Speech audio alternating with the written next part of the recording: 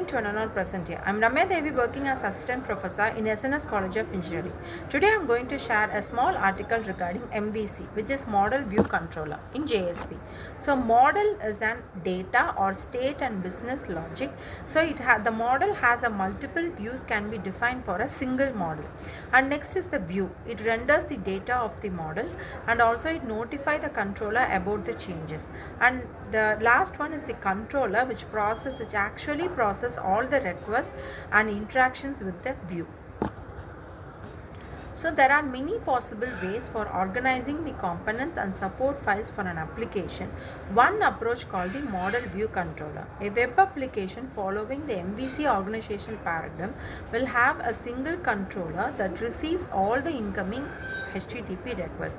So it has a controller which receives all the incoming HTTP requests and it also processes all the requests, and then the controller provides a single point of entry to the application. So whenever an HTTP request is hit into the web server, so first it hits the controller and then because that is the single point entry to the application, and also that it will process the HTTP request by performing initialization, looping and controlling access. So the view component will generally obtain data from the request or model component and then generate an HTTP response that presents a formatted view of this data.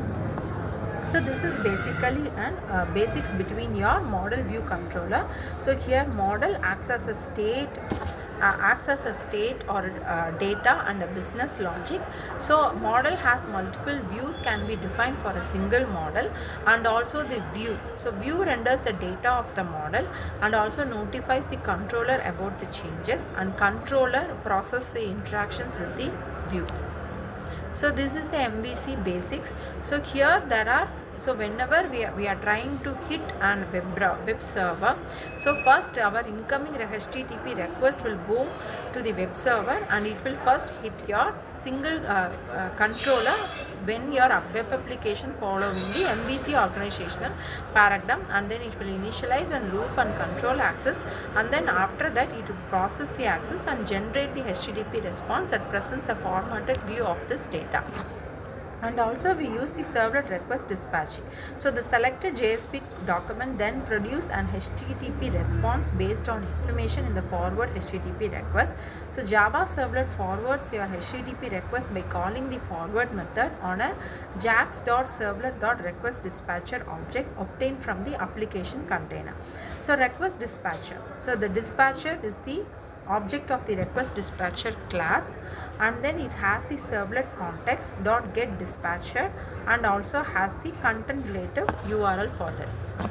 So next is the context relative URL is a URL that must begin with a / and that it is interpreted for URL related to the context path. So request dispatcher for component can be obtained by passing the servlet name as an argument to the get name dispatcher method of a servlet context object. So next is the JSP action supported in MVC. In JSP view component may wish to call on other view components in order to generate portions of its output. To design the original JSP document to call on other two JSP documents, one is to generate HTML representing the navigation bar to generate the primary content of the page. So the JSP standard action causes the container to execute a component of web application and to append the body of the response produced by the component. So this is an example of a JSP page.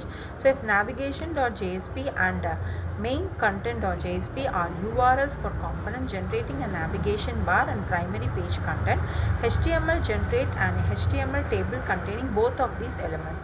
So here we have a table and then the table body and row table style, which table data which first contains your navigation bar, and then the next table data contains the main content of the JSP page. So the template data for So the template data for navigation bar.jsp and main component.jspx documents will not begin with HTML document. Additional parameters can be added to the request object. So the parameters are added only for the duration of the processing of components specified by the include action, and it is removed from the request after completes. So the JSP include page includes the navigation bar.jsp and the parent name current page value is equal to home, and then the JSP include. So controller normally performs forwarding and viewing the components. Thank you.